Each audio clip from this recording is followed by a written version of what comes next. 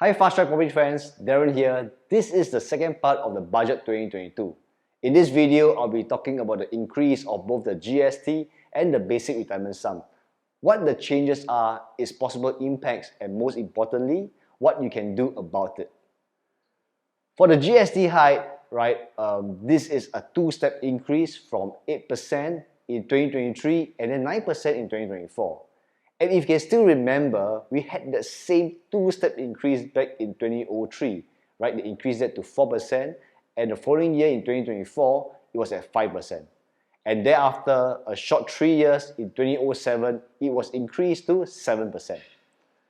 So well, considering the pace of increase in the past, it has been a good 16 years since we had a GST increase. This strategy will increase the revenue for the country of 3.5 billion a year when fully implemented.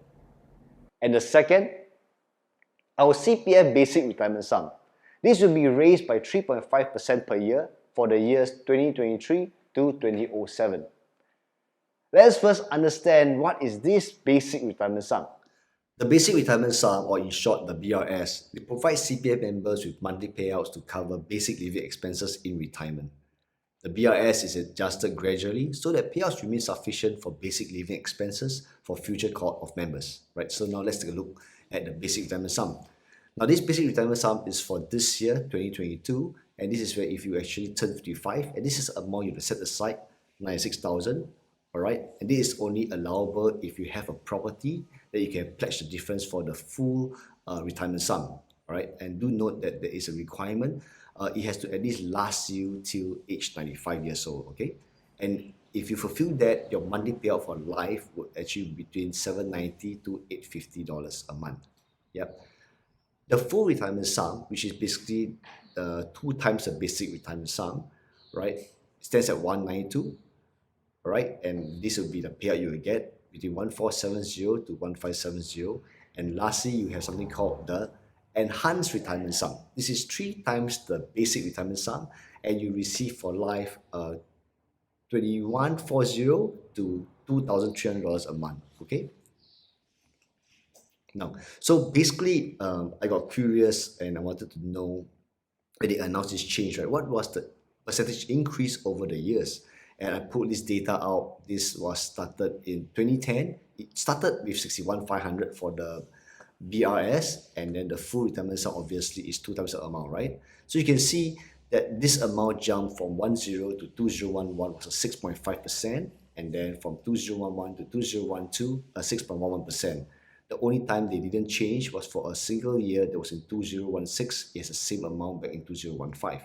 But you can see that basically the increase is on average 3%, and this is where they have said they will actually change it from 2023, a flat 3.5% rate. They will round it up, right? So estimated this is amount given to us 99,400 from 2023 all the way to 2027, 114,100. So this would be the basic retirement sum. This would be the full retirement sum. Now, I then got really curious because you can see that this change in percentage every year is above in Singapore's inflation rate. All right, and I wanted to know this year, I'm 41 years old. I wanted to know what would the amount be if we continued at a 3.5%, all right, until I'm age 55, and that will be another 14 years. So you can see this is what I've collated, and from 114,100 in another 14 years, for all of you who are in your early 40s, right, this is the amount that we are going to face, right? 155,900 and 311,800. All right, this would be the full retirement sum. Now, having said that, for the CPF Basic Retirement Sum, I guess you will either love it or hate it, right? But if you were to give it some thought, the main reason why so many of us have a roof over our heads, it isn't just the affordability of our HDB flats, but rather to me, it's because we have a forced savings that we could draw money from, right? And because if it were to be left onto our individual discretion, unfortunately, majority of us are poor stewards of money. So can you imagine if we were to be given a large sum of money upon turning 55? A sum perhaps we have not seen before or even managed. we will all be broke within 5 years. So I would then ask you to instead fully abuse the CPF platform. It gives you a 4% compounded interest yearly with your capital guaranteed, right? Isn't what all of us like as Singaporeans? We want to find something which is capital guaranteed, right? So this is pretty awesome. Therefore, abuse it by the first baby step, right? Which is using cash to pay for your home mortgage, right? Let the interest roll for all your CPF savings that you gather every month in your account. Let your retirement monies roll. And if you continue this pace, guess what? You would have enough to meet the basic retirement sum, and of course, during the time, you can decide what is best, right? So this is an example. This is taken out from the Straits Times.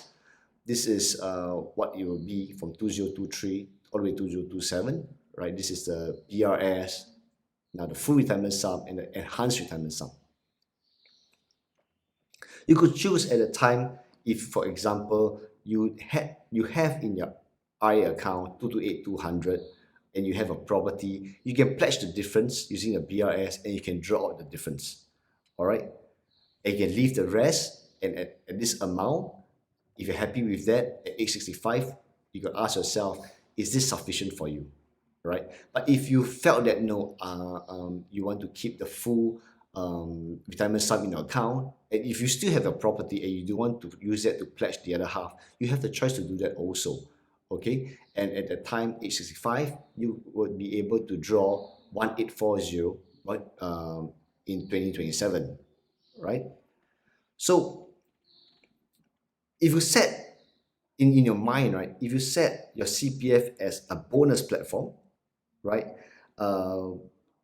you start to use whatever cash savings you have left over every month after paying off your housing mortgage in cash, and start to learn to invest it. With regards to the GST increase, so what can we do about it? Basically, nothing. It is going to happen, and we have had 16 years to prepare for it. I bumped into a friend recently and we had a little catch up, and a particular topic actually stayed with me. I thought it would serve as a good analogy for all of you. He told me he has this habit whenever he visited the gas station, and that was to top up $100 for petrol.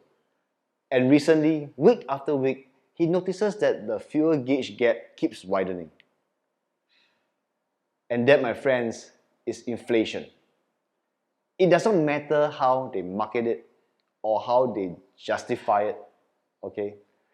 How the housing has increased over the past years, how wheat has increased, rice, corn, construction cost, you name it.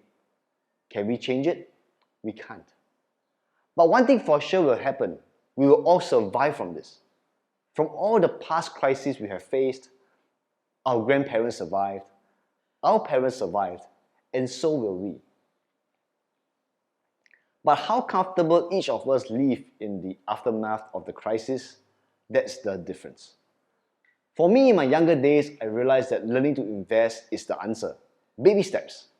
Because to beat inflation over the long term, if you haven't already believed this, cash is trash.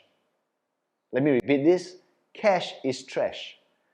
Instead, start to accumulate assets that produce cash. Gold, silver, and real estate. These have withstood the test of time and has proved to be a reliable store of wealth and appreciation, especially real estate.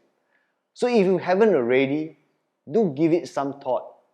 Restructure your property portfolio and formulate a plan. And the final piece to making anything successful is stick to it. Accumulate to at least own 2 residential properties in Singapore. Thank you all for your time to watch this video. Stay safe, be well, and till next time.